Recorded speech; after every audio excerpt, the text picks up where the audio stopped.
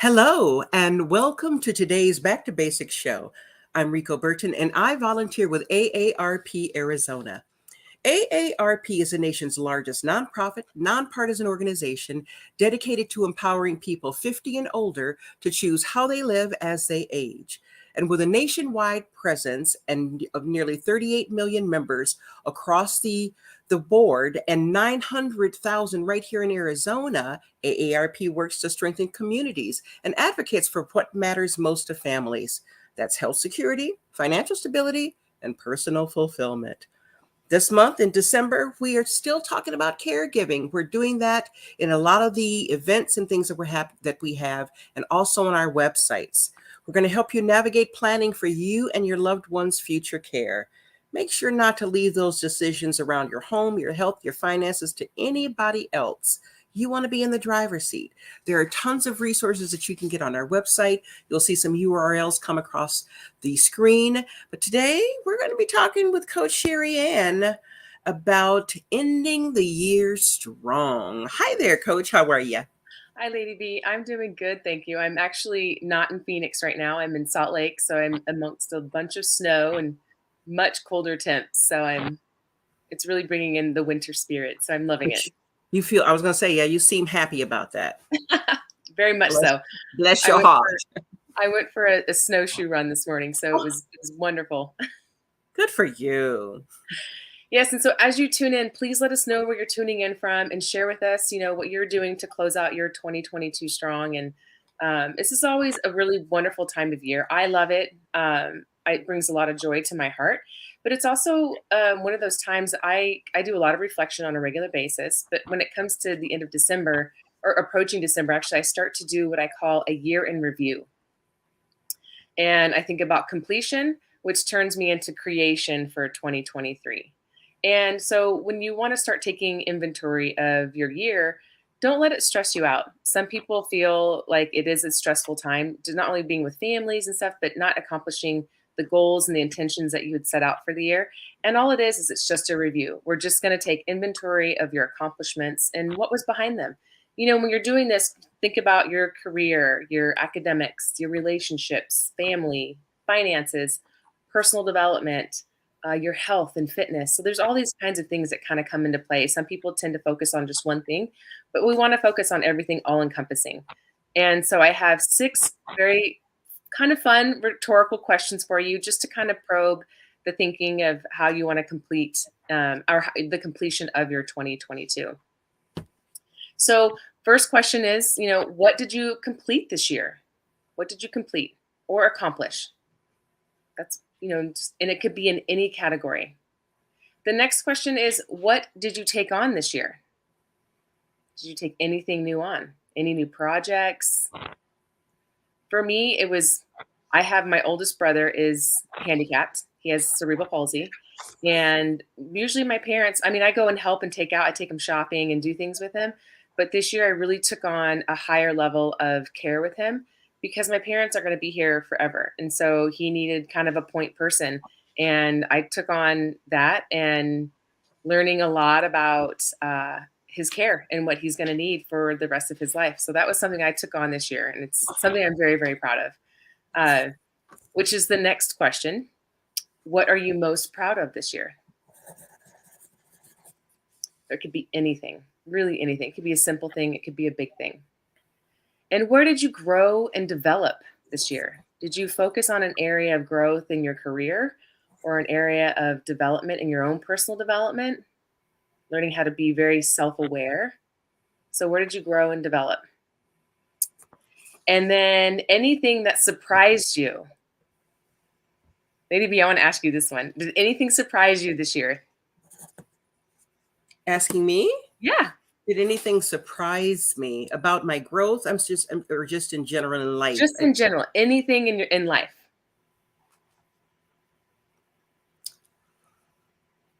I wish I could say yes. The answer is probably no.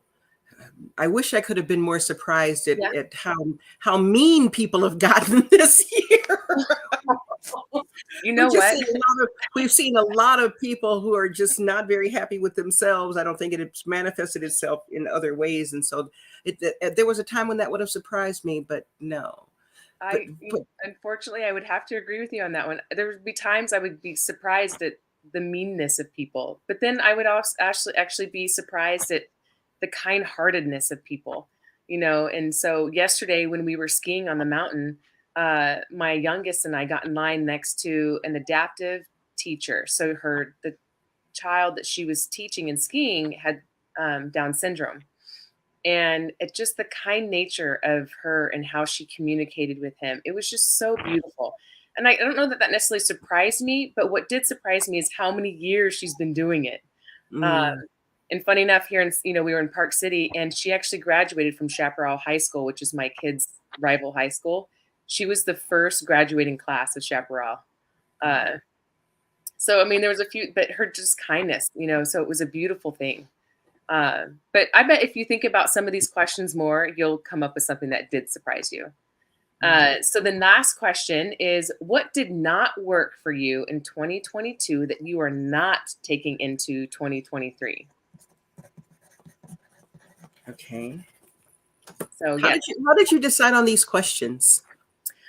these are questions that I do with people that I work with to set up goals for 2023. So, in order to move forward and set intentions and goals for 2023, it's always really important to have a reflection of the past year so that you know how to move forward. A lot of people will just set blind, goals and resolutions, but then don't really put anything behind them, which leads me into the next point that I would love to make. And that is, I believe in setting New Year's intentions and not New Year's goals and resolutions. And the reason for that is goals focus on the how and the what, the execution of something, whereas intentions focus on the why and the motivation. And when you have a why and a motivation behind what you're wanting to do, you tend to stick to it better. Whereas goals are like, I want to lose 10 pounds. Okay, so why do you want to lose 10 pounds? What's the intention behind that? Is it because you want to move easier? Is it because you want to play with your grandkids? Is it because you just want to live a more vivacious life? Like, have intentions behind those goals. There's nothing wrong with goals, but goals are the how and the what, the execution. But have intentions. And so I like helping people set New Year's intentions. And so going back to your question, I think it's important to have a reflection in order to have a creation. Well, Millie Burton just got done saying, I don't know if we're related or not, Millie, but I was just said, wondering. yeah, that she says she's learned how not to let the unkindness get inside of her, and she keeps her positive energy. Good for you. You must stay in the house a lot. Um, Millie, I love that. It's Wonderful. that's a wonderful thing. My oldest brother, who's handicapped, was asking me the other day, how do I not let other people's bad moods impact me? Mhm. And I actually have to go through this practice of thinking, I feel bad for them. I'm sorry that they're so unhappy. And I just try to think about smiling a little bit more to them and even saying, I'm sorry that you're in that space. Like, and try to shift and not let it impact me, not let it roll over into what I'm doing. Um, and thinking about being a catalyst for them and maybe bringing some joy into their life. But I love that, Millie. That's great. Yes, absolutely. There's a lot of emotional contagion. And so we have to, be careful of that. So it's wonderful that she's able to keep that energy positive when around us there's so many things happening in our news and other places and all the rest. And so it's easy to emotional contagion, as you know. All Yeah, right. very What much else? so. I mean, Mhm. and the thing is like most people this time of year are also really focusing on their mental health because it is stressful during the holidays, wrapping the year up. And so it's interesting. There's a lot of people that actually will put a lot of focus on their mental health and put it on the forefront to feel less anxious and more joy. And so if everyone were to take that on, I think that we would have a lot more kindness um, and spreading kindness to other people. And that can be contagious just as much as unhappiness can be contagious. When people tend to complain, most people will just also complain with them, and co-sign. And it's important to just kind of be mindful of that and maybe be the catalyst to spread joy. and less anxiety and less unhappiness. Right. Well, with that emotional contagion I'm talking about, you're right. It goes both ways. If you hear somebody laughing, sometimes you'll find yourself laughing and you're not even sure why, right? Yeah. It is the contagious part of it. It ends up feeling good and all the rest too. So Yeah. absolutely. Yeah. So take time to go over those questions that I shared, those 6 questions, and just kind of do a year in completion for yourself. And that will set you up for what's the next step, and that's your creation. And but when you're doing your inventory, I would encourage you to think about if you operated from a place of fear at any point in time in in 2022, and try to think about how fear held you back.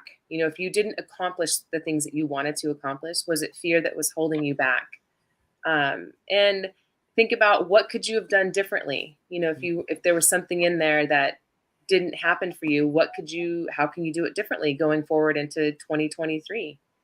And so those are, and then the very last thing when you're doing a reflection, finish it with, what are you most grateful for in 2023? And for me, I would say it was just a lot of it is just the amount of time I still get to spend with my kids. I'm so grateful for my ability to have flexibility in my career so that I can spend as much time with them as possible. Because when COVID hit in 2020, it was kind of a whirlwind, and it has been for the last 3 years, I would say. And I feel like everybody kind of feels the same way, where there's a bit of a time warp almost. Do you feel like there was a time warp during COVID? Yeah, indeed. Yes, Yeah. period. Yeah, it was Yes. a time warp for me. But Mhm. at the same time, even this last year in 2022, I was so grateful for the amount of time that I get to spend with my children. A lot of people, uh, I think, take things like that for granted, and I certainly do not, because my children are just getting older, and as they start to create their own lives, I'm less involved with it, and so it's like I'm relishing everything I can right now. And so I would say my time with my kids was my most grateful thing. Good for you. Absolutely. How about you? What are you most grateful for from 2022? God's grace, Mm, His mercy, His favor, His protection. And certainly that includes my family.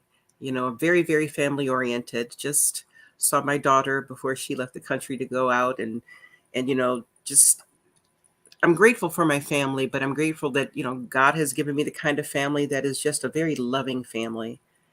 And I'm grateful for that. mm. I'm grateful for another day. I'm grateful for waking up in the morning. I don't take that for granted. The clock didn't do it.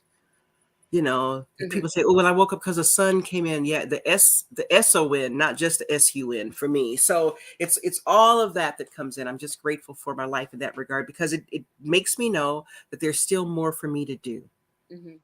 whatever that is, and I gotta figure that out. But yes, Oh, it'll come. It always does, usually when you absolutely, yep, when you're absolutely. open to it. And so after you've done your inventory and you've asked yourself these questions, the next thing to do is just kind of refine them. Like, in the sense of refine, ask yourself, what needs revitalization? Where does joy need to be injected, not only into my life, but into others' lives? Because we want to be a catalyst for change and creating happiness. So start asking those refining questions. Who do you want to spend more time with? Hmm. When you're looking at 2023, and also, what patterns, like we asked earlier, what didn't work for you in 2022 that you don't want to take into 2023? One of that is life patterns. We're all very pattern oriented people. That's how we are as humans. And so what patterns do you want to break up with? Think Mhm. about what do you want to break up with, and then that will immediately open the door to create some new patterns for yourself. Ziamara Lopez, she says that she's grateful for her health and the love around her. That's Mm, wonderful. Absolutely wonderful. Thank you so much for sharing that. yeah. We sometimes look at that and it sounds like, just a kind of a cliche. Oh, I'm grateful for the love. Love can be around you in so many ways. In nature, my sister was in Jamaica recently, and they were taking all these wonderful pictures of the family and this. And I said, take pictures of nature around you. let's see some of the beauty and things, and that it comes and it shows and it manifests itself in so many ways. And that's another way to stay happy, I think, and healthy in terms of mental health as well. So thank you, Xiomara, for sharing that. Yep, absolutely. And along the lines of health, like I always think about when I'm going into the next year, what do I want to declutter? Because we Mm, also create a lot of clutter, and so not only physically, like in your house, but also physically for your own body and your mental health. What do you want to declutter out of your brain, so that you can be more focused? We only have so much bandwidth, in our to be able to cope and manage things. And so, what can you declutter not only mentally, but physically to be better for 2023? I've honey, got this show is not long enough for me to talk about that. So, good Lord. Ooh, just give me a razor blade and let me swallow it now. That's what it's like. maybe. No, I'm teasing. And you know what? And the reflection part of things, and you can tell me if you agree with this or not. When we're doing these reflections and answering the questions, it may not always. Sometimes it may be a little painful. Hmm. The growth that we have to go through and the reflection. Sometimes it's not always a happy place, but it is something that is necessary if we want to move forward and move forward in a wonderful way. Yep. So yeah, I've got some things to look at to say, I could have done this differently, should have done this differently, knew to do it differently, and Mhm. then figure out why I didn't do it differently, and then move forward. Yeah. And that there's no, I mean, I know there can be some pain and discomfort with that because no one really wants to look at what we consider to be failures or things that we weren't able to accomplish. But the reality is the only way that we're going to be able to actually accomplish the things that we want to accomplish is to address why it didn't work or why we didn't do it and to not beat yourself up. And one of the best things I can tell you is, you if you were your own best friend, what advice would you give? So if it was your best friend telling you the very things that you're telling yourself, like what would you tell your best friend? And that should Mhm. be what you would tell yourself. You have to show yourself some grace and show yourself some love because we're not perfect. We make mistakes and we have failures, but the only way we can actually be successful and feel successful is if we address where it's not working. Right. So, And the good news is, after all of it, you're still here. You're still standing. yeah, And still, that's what I was talking about earlier. You still have the opportunity to make a difference and to do something different if you're still here. So, hey, no matter what happened, we learn from it, we grow from it, and then we move forward. Thank yeah. you. Yes, absolutely. Well, and that's where we can do the decluttering, and we declutter our house usually in the spring. People do the spring cleaning, but do it at the beginning of the year as far as your house goes, but also your mental clutter. It can bog you down because we do only have so much bandwidth. And I would say in the last few years, that is one thing that I really truly began to embrace was allowing in only the things that I wanted in and not letting things suck my time, suck my energy that weren't necessarily helping not only me move forward, but helping others move forward. So Uh, then, how do you mentally declutter? well, mentally decluttering is along the lines of if you're wasting, if you're allowing people to rob you of your time, and mental energy and mental focus, then you have to decide.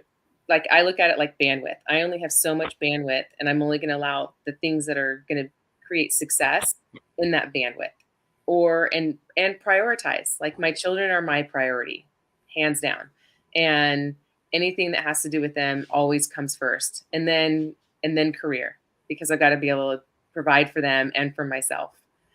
So you just have to think about the mental clutter of things that are holding you back. If you have the things in your life that you're spending too much time thinking about, the other thing that I also feel like is a huge mental clutter for people is social media. We do need it. I mean, here we are on Facebook, and so we're impacting people in a positive way right now for these 30 minutes that we're chatting, but people have a tendency to fall down the rabbit hole on social media. That to me is mental clutter that should be decluttered. People will sit there and just scroll, and scroll, scroll, scroll. And I think that it's important to have a carved out time if you want to dedicate it to social media and then be done. Because if you fall into the trap of social media, you have a tendency, because there is a lot of negativity on social media as well, you can fall down that rabbit hole, but if you're spending a lot of time mentally cluttered with social media, where could that energy be placed elsewhere? Could it be placed in family? Could it be placed into your career, your job? Could it be placed into volunteering your time? There's so many things that we could, mentally shift things to a better place. And of course, knowing that when we declutter, just like any habit and you're changing things up, you have to replace it with something. Mhm. And so finding that positive thing to replace it with is important. Very good. Yeah, I mean, with that, one of my intentions for 2023 was getting involved in a cause that I'm very passionate about, and spending more time there, volunteering and trying to make a difference there. And that's with NAMI, which is National Alliance for Mental Illness. Because it's on a massive rise right now because of COVID. I mean, it's always been there, but I think COVID just was gasoline on the fire for mental illness. And so for 2023, I've made a commitment to be involved with that organization in a much deeper manner. Good for you. So finding things that will bring you joy, and making a difference in people's lives. And so as you do this reflection, don't let it bog you down. It's just, all it is it's a measuring stick. So doing your year in review is simply a measuring stick. That's really all it is. And so that sets you up for creation for 2023. And so when you start thinking about 2023, and so our next show in January in 2023 will be about how to make those New Year's intentions stick. But right now, if you're thinking about doing your creation for 2023 and not waiting until January, write them down. Write down your New Year's intentions. You are so much more successful if you write them down and share them. You have to share them with someone. And the reason for that is because then it makes it much more ingrained, and it makes it a little more permanent for you, rather than just verbally talking about what you want to do. Write down your intentions and write them in the positive and the already accomplished form, in the sense of like, I am this, and I am willing to, or I expect. So write them down in the positive and as if you're accomplished them. And don't overthink it. Really don't. It's something that you should just you really should try to have some fun with it when you're first writing them down. And then you can kind of start digging into the goal side of it, in the sense of the how and the what and the when. But right now, just the intentions that will bring you joy for 2023. So, and you can put action steps to those intentions after you have those intentions down. I'm always a firm believer in figuring out the intentions first, because that's where your why and your motivation lie. And that's where it's easier for us to write things down that we're passionate about. And so doing that, and then we can put action steps behind it. Does that make sense? Oh, absolutely. And hold yourself accountable. Find someone, like I said, when you write them down, you can either share them with one person, or if you're part of a support group, share them in that group, and ask somebody to help hold you accountable in the sense of doing check-ins. And you can support one another. They'll share theirs with you, and you can challenge one another to be bigger and better, and sticking to your intentions. I think we've talked before. I have an accountability partner. And it's wonderful. There's no judgment. And the way that it works is we have questions, and the questions you ask need to be answered with either a yes or no or a number. Yes. So it's not a why did you do this or why didn't you know? Did I drink 8 glasses of water today? Yes or no? And you as you begin to track it, you see where you're progressing or where you need to increase your efforts. Mm-hmm. Yeah. And if you're making a big change, like if you're not used to drinking 8 glasses of water a day, and that's something new for you, then understand that change happens incrementally. Like if you're only used to drinking like 2 glasses of water a day and your goal is 8 glasses, like show yourself some grace and some kindness, in the sense of you may not jump to 8 right away. It's an incremental process, and that's where it's the beauty in having an accountability partner. Like, did you do it today? Yes or no? And if no, then tomorrow's another day, and you're going to go for it tomorrow, and so it's I love that you have that with an accountability partner, because there also is a lot of trust and love there. Because, like I said earlier, we're not perfect. We're humans, and so, but if we have goals and intentions that we're working towards, and we have somebody that's helping us, then it's important that they're a person that you can trust, and that will show grace, and vice versa. And when you see, when you take a look at those things, you talk about what did you accomplish this year, having an accountability partner or tracking some of those things helps you see that, because Mhm. sometimes we don't even recognize it. Right. We don't even think about it, and we think that it's a small thing, something that's minute. And even those accomplishments build onto other things. So as you're taking a look at what did you accomplish this year, it could be something very, very small. For our young kids, we can do this for them too. Did you make your bed every day when you got up? Did you brush your teeth in the evening before you went to bed every night? There are little things that teach our kids and each other ways to behave and things to do that are going to better our lives and the lives of others around us. And so please don't think that the things what did you accomplish mean that you had to build, the Eiffel Tower.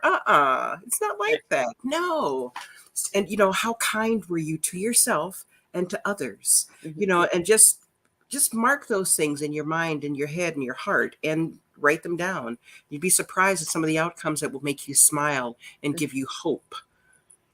Oh yeah. Yeah, I mean, that's the beautiful thing about this, is it doesn't have to be something huge. It could be something super simple. Hmm.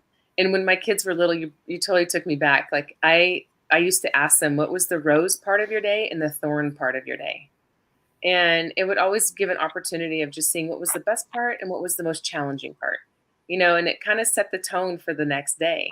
But you could even do that on a daily basis. The year in review is something that I think people do a lot of, but these are things that you can do on a reflection on a daily basis. And then you can break it down into monthly if you want to, or weekly. You can break it down however you want, but it is so helpful in being able to move forward and accomplish the things that you have intentions to accomplish. So don't wait until December of 2023 to do your year in review. You could do it on a monthly basis. For sure. Well, that's all I have, and I'm excited that 2022 is behind us, and I do believe that it's interesting, because in 2020 I do remember thinking, oh my goodness, like at the end of the year, like what are we in for next year? Hmm. And it was it was a challenge to find hope at in the deepest parts of COVID, when there were so many still unknowns, and now that we're on the tail end of it, and we're not having to live in such fear anymore. There's so much more hope. And 2022, I feel like, was a really good year. I mean, at least it was for me and for my family. And I'm excited about 2023. Um, and it's fun to set goals for the next year and intentions, and be excited about them. I agree. Something that I would suggest to people too is, you talked about writing things down. Doing a vision board is also helpful. And because we are very visual people, we're looking on social media. She mentioned that, scrolling on social media. We look at television and doing all these other things. Having a vision board, and sometimes, many times I'll have my students do it just on an 8.5 by 11 sheet of paper. And I'll have them do it for different parts of their life, their personal life, their private life, their professional life, their life of peace, and then their public life where they volunteer and give to others. And just 8.5 by 11. And then you can put it in your notebook or something so that you can see it. Mhm. And then find the pictures and the affirmations that help move you forward to what you want to do. So those things you're going to write down, find the words to put that in, and then the pictures to go along with it, so that you can begin to manifest those things. Every time you see it, it'll make you consider it and think about it. Put the pictures up if you want in your bathroom or in your rear view mirror. Well, not your rear view mirror, maybe on the visor when you're driving or something, so you can take a look at. There are lots of ways that you can put this in front of you so that you can consider what you're doing and move forward, and you can see your progress along the way. Mhm. One of the things that I wanted to do last time, a couple years ago, was I wanted to spend at least an hour reading my Bible. And at first it was like 15-20 minutes. I'm like, oh, come on, girl, you can do better than this. And eventually when I got to that, I was like, wow, wow, or studying or doing more. It was more studying than just the reading part. And, so you'll find yourself, and then you can say, yes, I've reached this. And that accomplishment feels so good. And it Mhm. does give you hope that you can do something else that may be a little more challenging, because not all of the things, the intentions we have are going to be fun. I know I need to exercise, y'all. I don't want to. Okay. Let me just tell you now, I do not want to, but I intend to. All right. We thank you all for being with us today. Thank you, Coach, for sharing what you did with us today. We look forward to seeing you next time. And we hope and pray that your holiday season is filled with joy, filled with love, filled with determination. And we will look forward to seeing you next time. Take care. God bless.